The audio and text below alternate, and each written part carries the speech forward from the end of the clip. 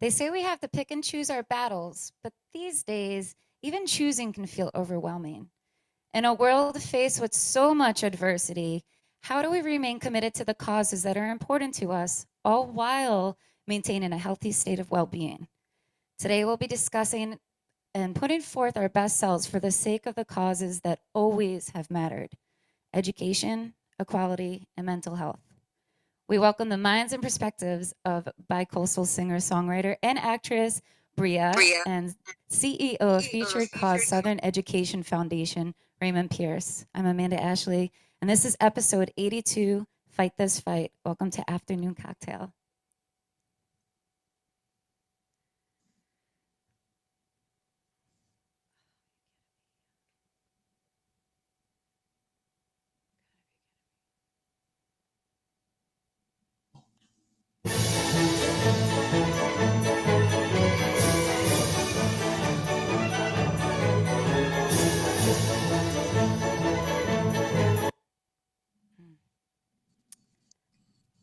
My apologies, technical difficulties. I would love to introduce Miss Bria. Bria, how are you today?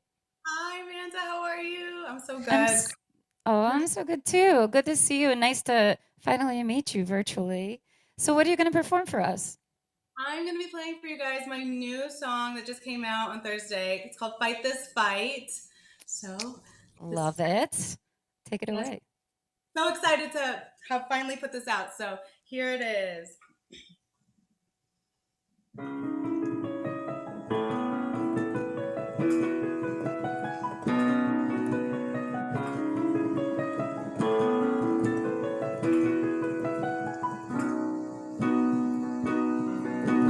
Long days, long nights, I'm getting out of sleep.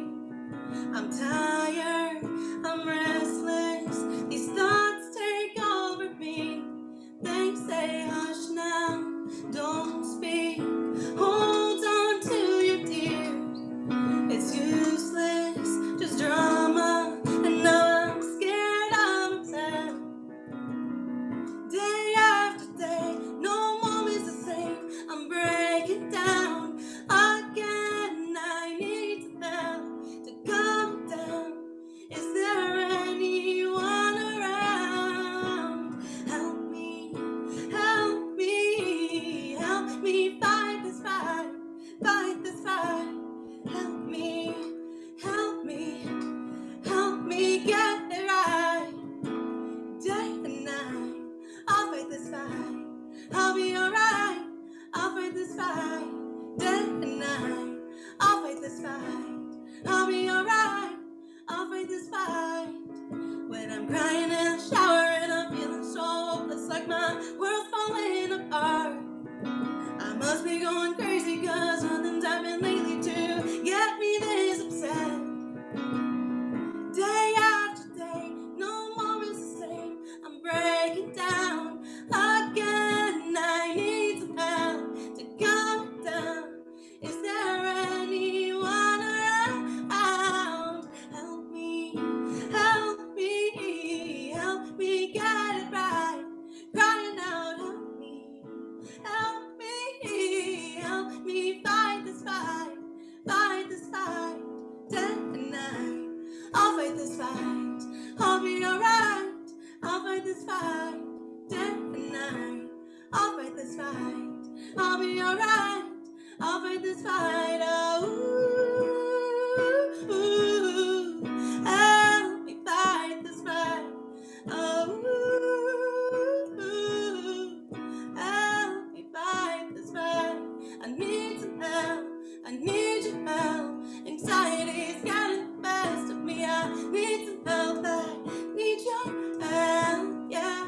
Oh, fighting this fight. Oh,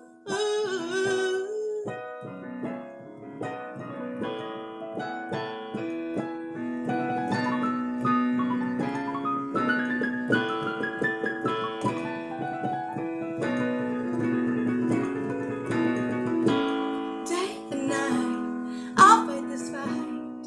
I'll be alright. I'll fight this fight.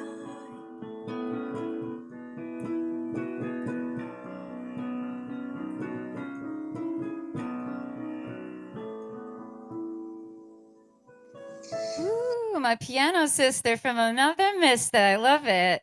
Those keys, good work. Oh. How long have you been playing? Oh my gosh, since I was 3 years old.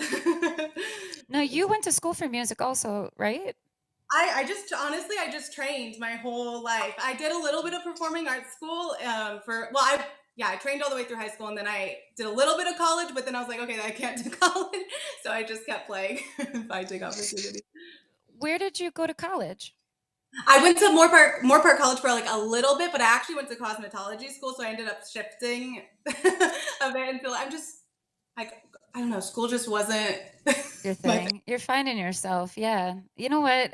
Even for people who believe school is their thing, like look how many people come out of school not even using their degrees.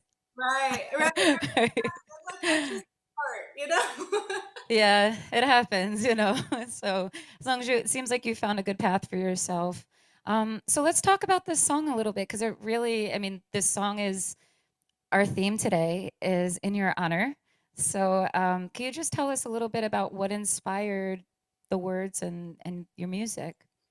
Yeah, I honestly I had in the past struggled a lot with depression and anxiety, and I mean I still go through it at times, and I finally had found a way to channel that into writing and being able to use my music. So this last year, I mean so much was going on, and it's just I had so many like random days where it's just like the mood swings, and I'm like so many people go through this, but the words just flew. I mean I literally was in the shower like crying in the shower literally when it just was like, and then I was like oh god I gotta like sit at the piano, and it turned into this, and I just felt like so many people we deal with this. It's just so common, and it's okay, and like we can get through it, and we just take it a day at a time. And so I just was like, oh, I gotta share this.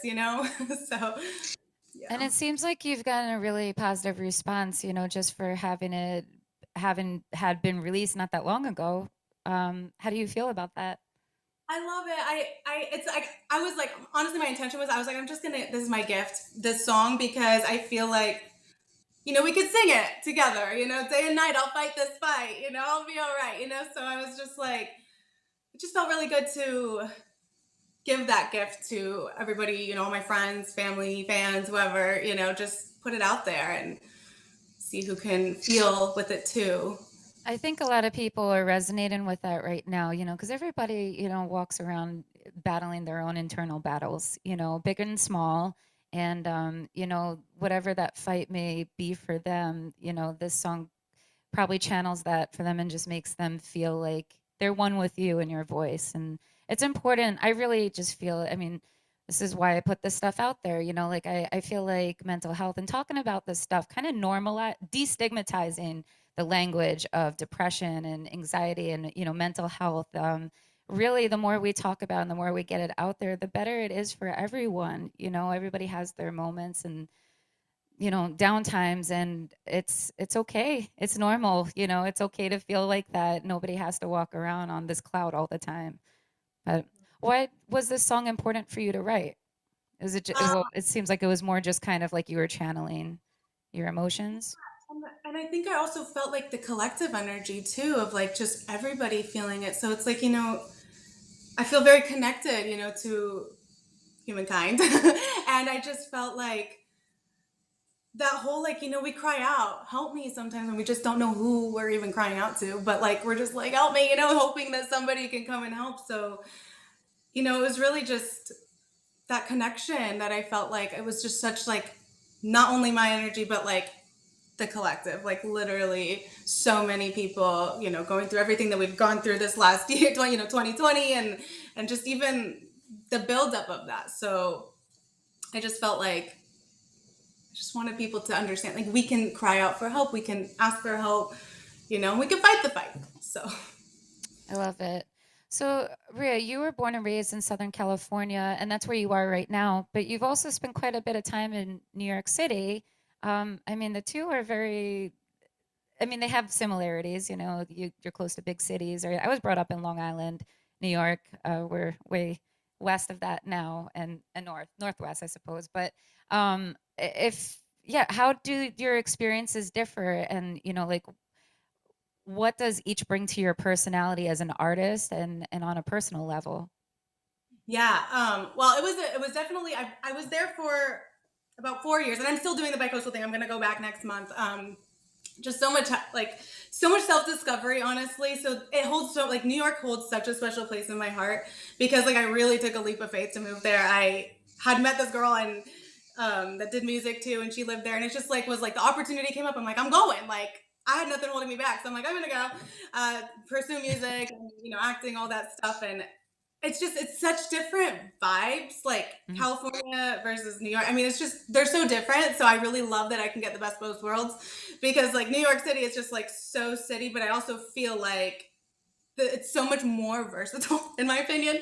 Like there's just way more broader opportunities, I guess, especially for like classical music and more like that type of stuff too, because I do play classical and that's kind of been my roots. So in the Broadway, there was like theater. And so that's such a part of me that I didn't really get here. So it's like, it's been able to even out, this is good for acting and, different types of music. So it's just like I've been able to have both of those different energies. And I love being able to, kind of do the bicoastal thing and have a little bit of the more laid back over here, get inspiration. And then I get so much inspiration over there too, because my life is so hustle, hustle, hustle. It's just different. It's like work mode, over mode in New York City, and then like California's a little bit more chill, but it's been cool. I love it. It's funny, like I kind of have like we were in LA like about a year and a half ago, and I just find the personalities are definitely different, right? And like I mean, I grew up around New York City. I didn't personally live in New York City, but I was there very often. But like, yeah, the personalities in downstate New York are very different than even up here. And just being in Long Island, I being in LA last year, like I feel like there's a different type of maybe expectations, like creatively. Like our good friend Drew, he is a musician and he's a videographer and he does a lot of creative work, and he's surrounded by a lot of creative people, but and like artists, stylists, like it's just like a different vibe that I've never really experienced. Like I've been around a lot of creative singer songwriters and artists in New York City, but it feels very different to me. And I know you're saying like the hustle and bustle of New York, which is entirely true, but I think there's also a hustle and bustle about LA as well. It's just different. Yeah. I don't know. Totally. Guess I'm just, I feel like it's very, personally, I felt like it was way more competitive over here in LA. I yeah. feel like there's just like, it's like the Hollywood vibe, So it's like, people come here that like, it's just so hard. I feel like personally, like when I was first starting out here, when I was first getting into the business. So that's why like I don't know, I just felt like it was like it was more seasoned people were basically getting all the stuff. It's like, oh, you have to be like already there in a sense. It's just like, so I went to New York, and then like there's like so many opportunities, I felt like, in a broader sense, and it's just different. Like like you said, it's just so like a different vibe, but it has its pros and cons. But Sure. yeah. Every place does. What was like your greatest takeaway from your experience in New York? Like what you said, you did a lot of personal growth there. Like, what do you feel like, in what way did you personally grow? Yeah, I totally gained like my independence for sure, like knowing who I was, because I felt like for so long, I mean, for my whole life, I just wanted to be everyone else or not be me, but like doing that and not having like any friends over. I had like a few, but like my life changed so drastically, and I had no idea what New York had to entail. I mean, it was a struggle. I'm not gonna lie. Like the first several years, I mean, it was all just like, wow. I mean, the inspiration, and I was only like the third year into that I finally started doing more music stuff again. So it was like the last past 2 years, and it was like, whoa, all the buildup of all the stuff that I had gone through in New York, finding myself trying to make money, make a living, and like deal with roommates and like all these different situations on my own, without having family and friends. It's just it was such like a empowering way to like be like, this is who I am, like this is what I have to bring. And I just lived lived it, and still living it. Yeah, But yeah, it's that's just good. really been I really a want nice. Yeah. I wanted to ask you, because I might have done a little Facebook Facebook stalking. I don't know, but anyway, as I was like looking and trying to learn more about you, I came across like one of your posts about Akashic records. Can you tell us about that? It seems very interesting.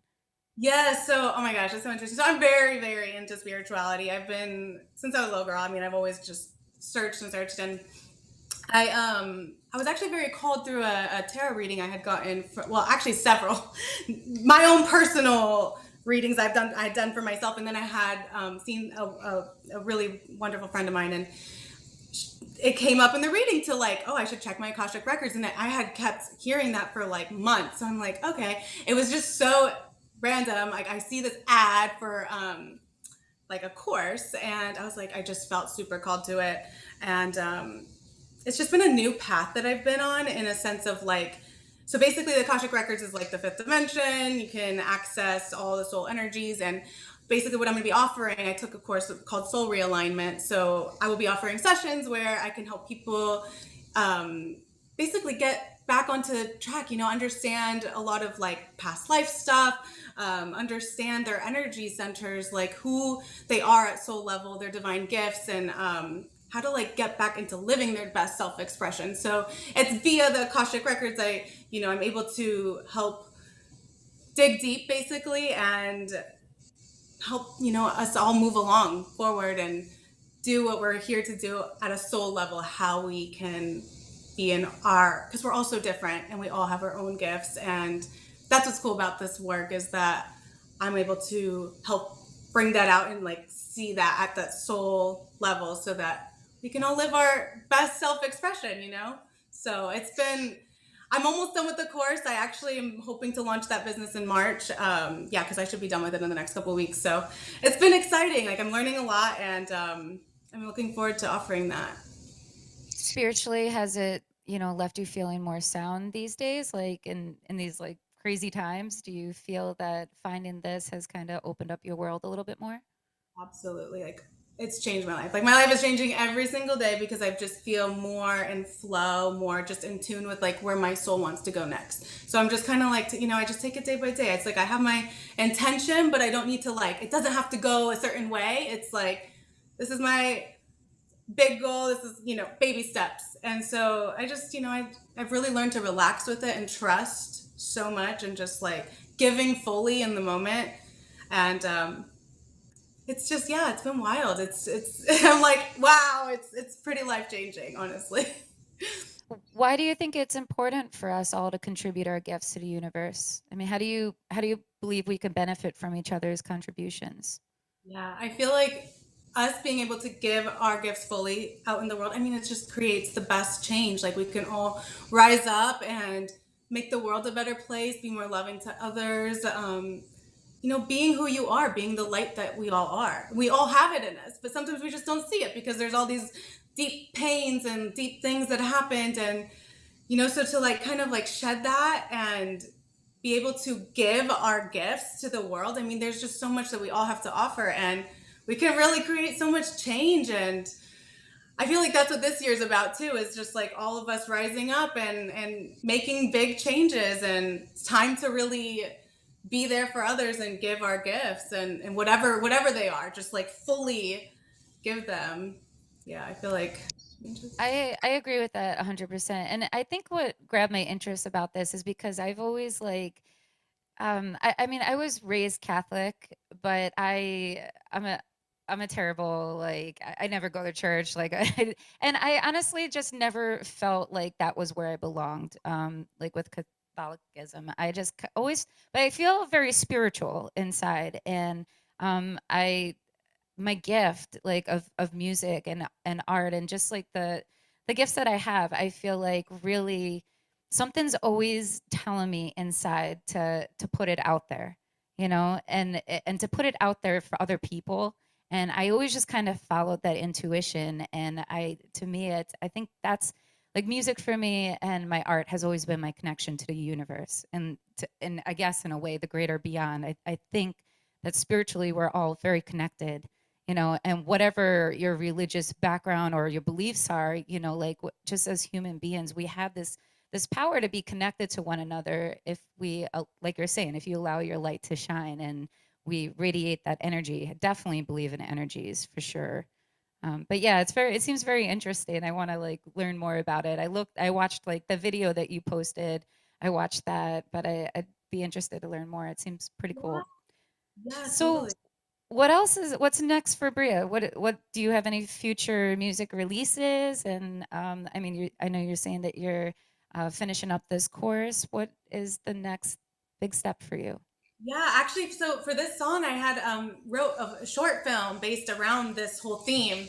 So we're gonna hope to put that out in the next couple weeks. Amazing. So I'm really excited about that. So that's gonna come out, and then I have an EP that hopefully like early March, late March might be coming out. So I have those songs, yeah, in preparation with that, and just keep writing and working with other artists, getting my stuff out there, performing, doing live streams, just keeping up the music, doing more acting stuff, living, in flow. I'll just be like, okay, this feels right, let me go for it.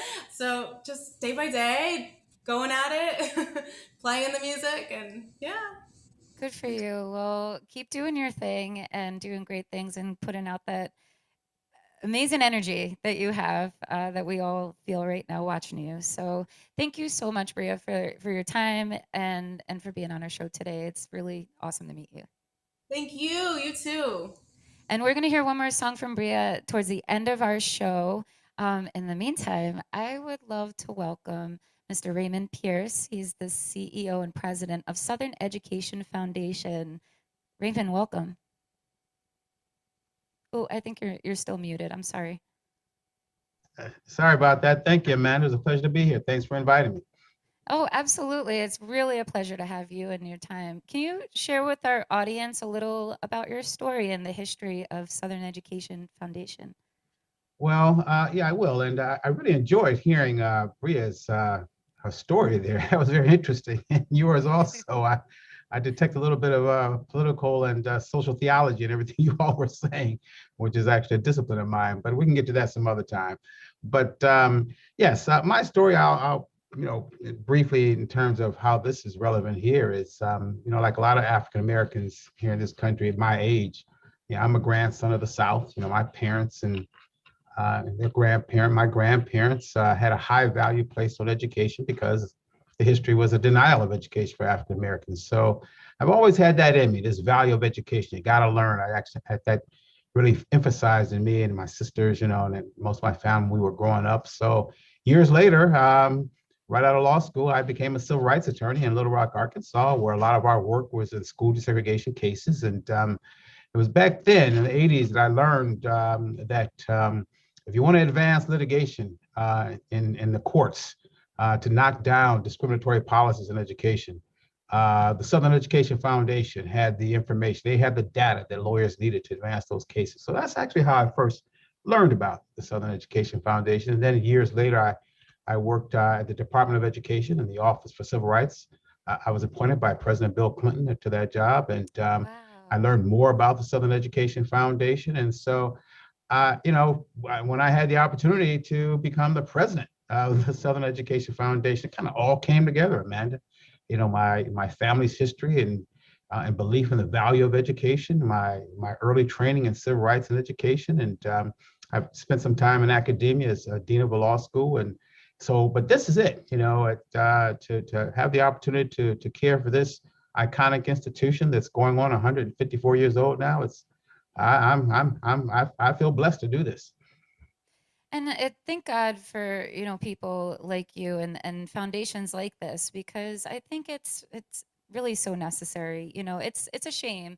You just mentioned 154 years. That even after 154 years, that this is still an ongoing struggle. Like in some ways, like it feels like things are improving, but then like right now has been a real like harsh slap of reality. Like I think it's because like being in the midst of a pandemic where people are faced kind of with the cold hard truth of how things are, because we can't really ignore it. We're stuck in our homes and we're We're not, we don't have the outside distractions that we used to that we could run away to, you know. Yes, But how do you yes. keep the hope and remain the faith that, things are going to get better?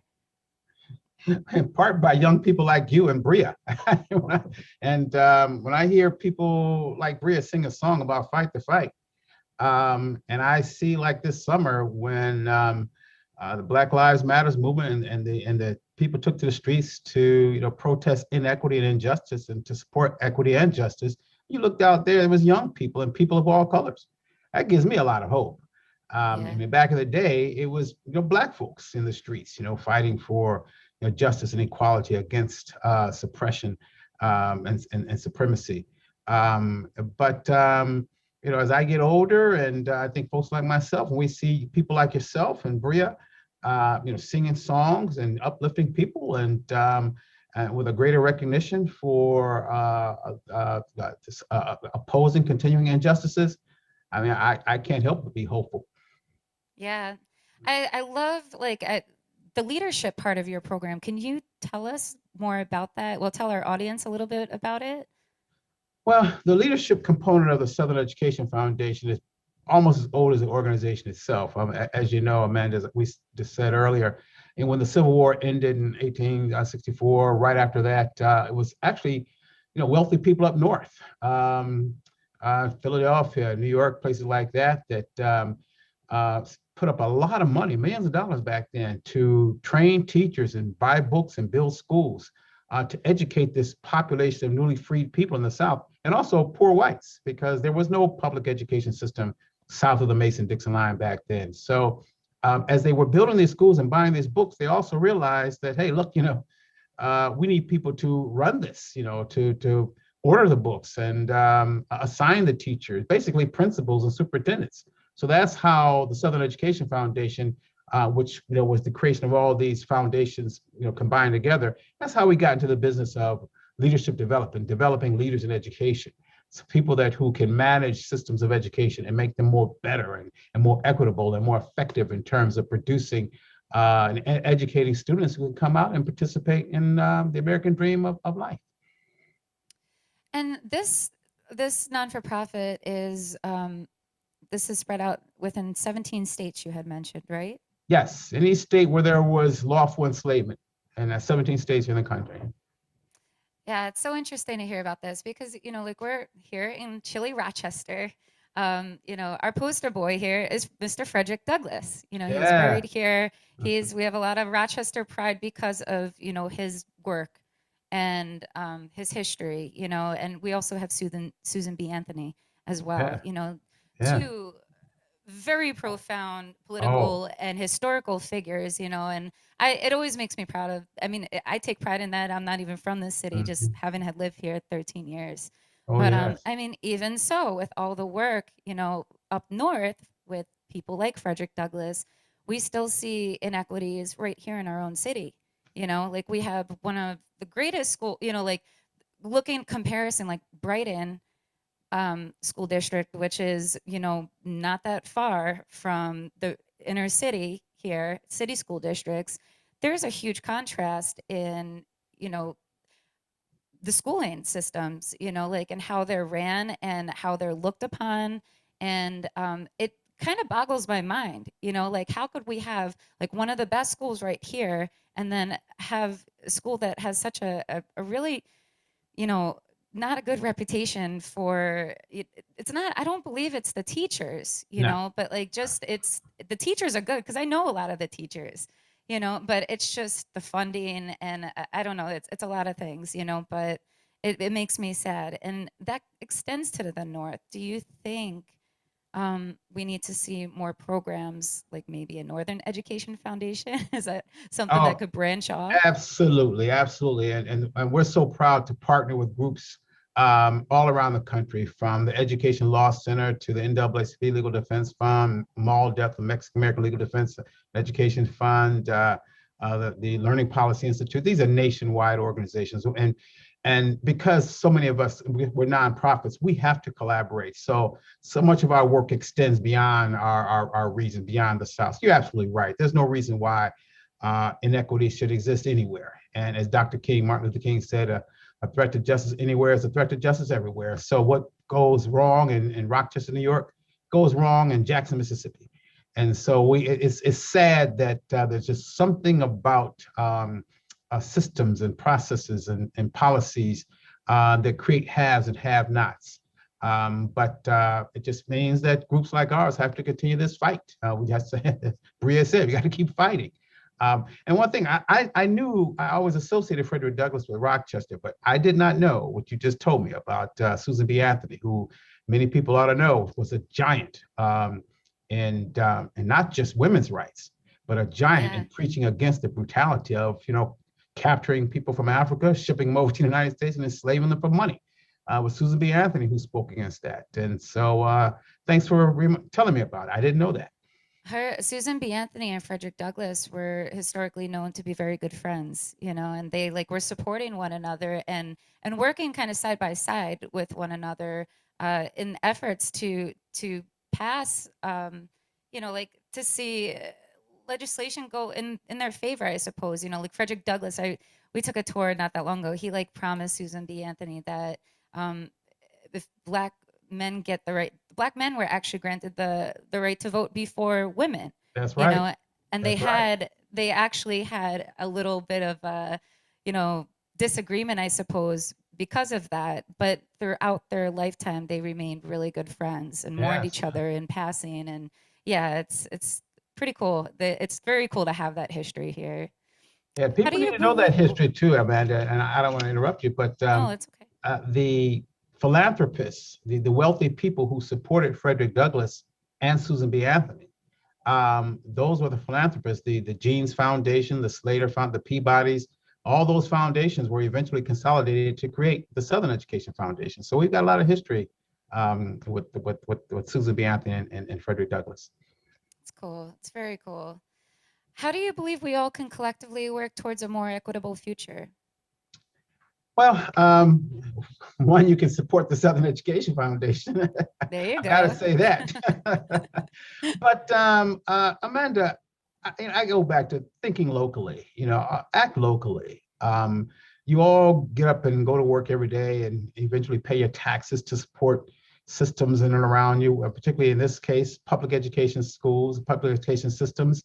People need to get involved. It's unfortunate that people who are most prepared to serve are least involved in these processes. I used to be dean of a law school, and I would tell my students all the time when they were about to graduate, please, when you graduate, you pass the bar exam, you go off and make money, please serve in your community on a county commission, a school board, or something like that.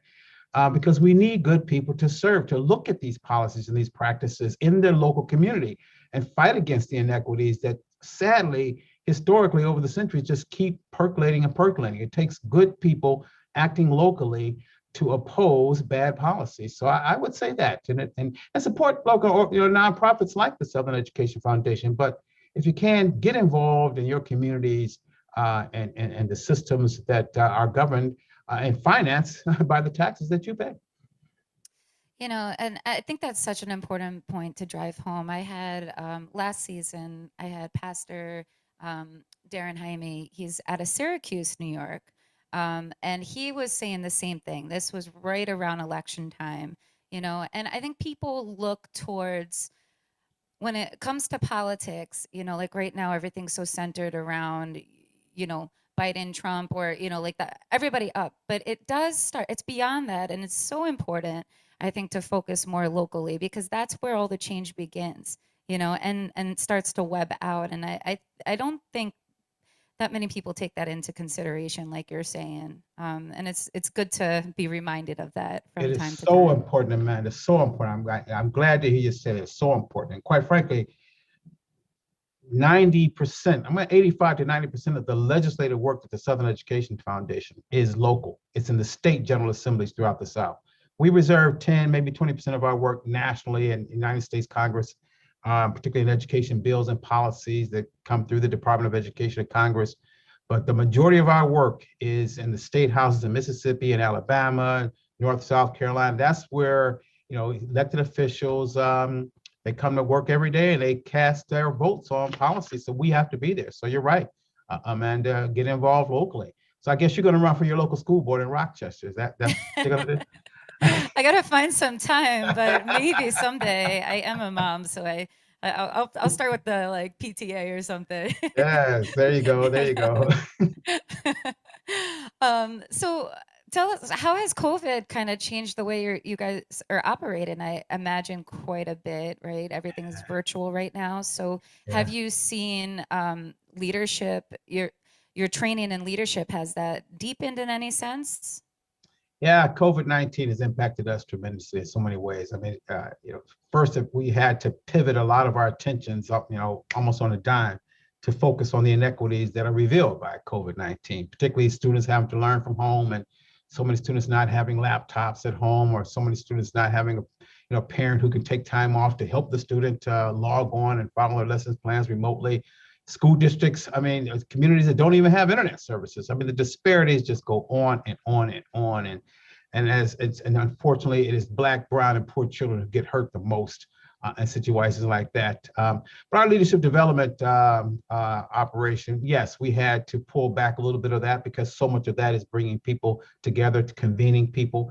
But some of it we've been able to carry on remotely. And as so many people in this country, and like the Southern Education Foundation, likewise, we've learned to become a little more proficient at how to operate remotely. So some of our leadership development work is going on remotely, but nowhere near the levels and the capacity when we were able to operate without this pandemic.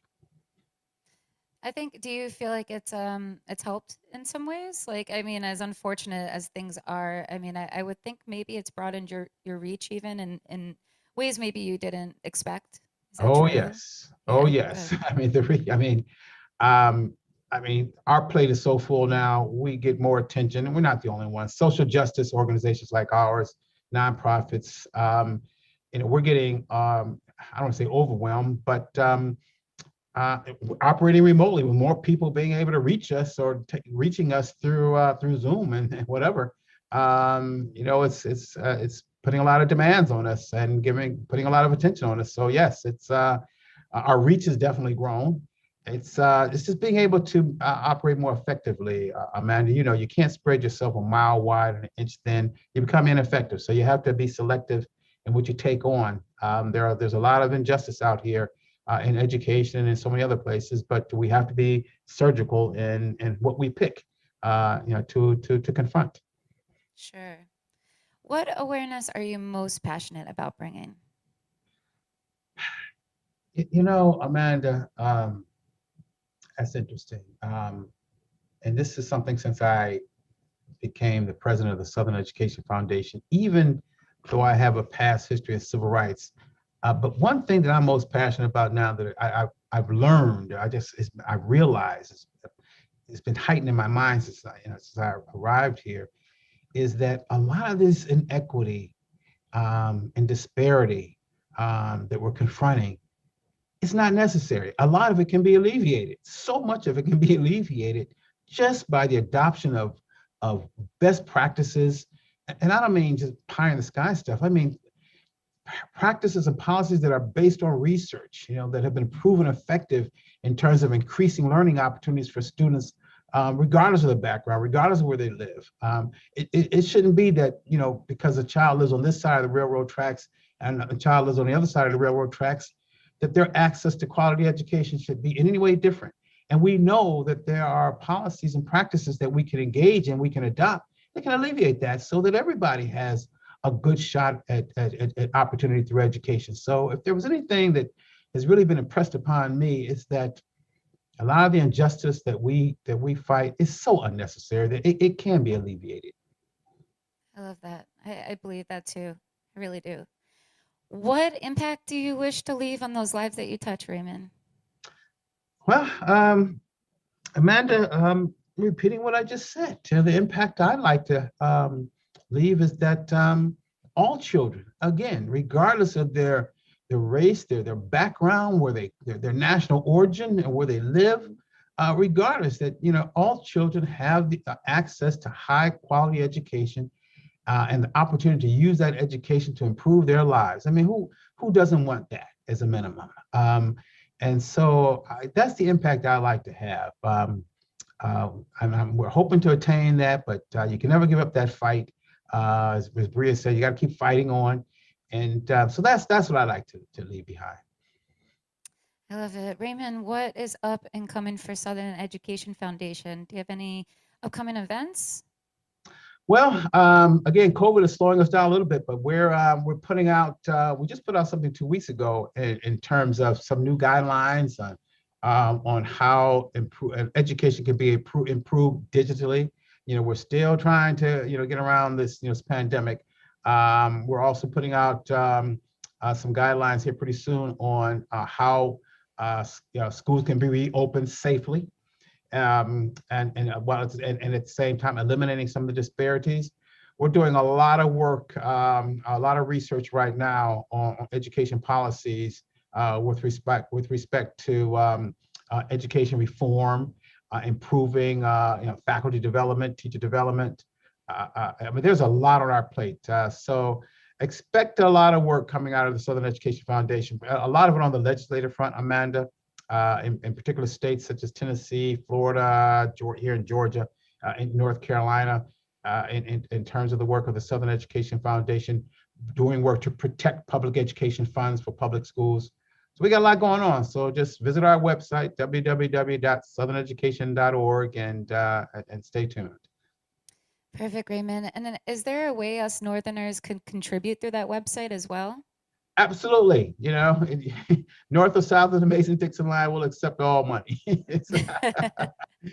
love it. So yes, Well, just go to the website. thank you so much, Raymond. It was really nice to pick your brain, and thank you for the candid conversation and your time. I really appreciate you. Thank you, man. I appreciate that. And when you run for the school board, let me know. I'll send you a check for your campaign. Yeah, I will. I will be sure to do that. Miss Bria, would you like to close us out with one?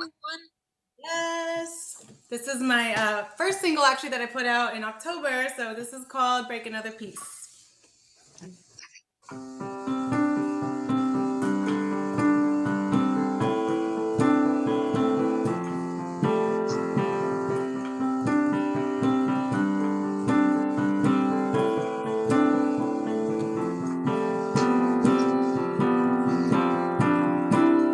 Whole lot of screams, whole lot of fights. Nothing gets better if we don't come down. It's a cycle these days. We just can't come.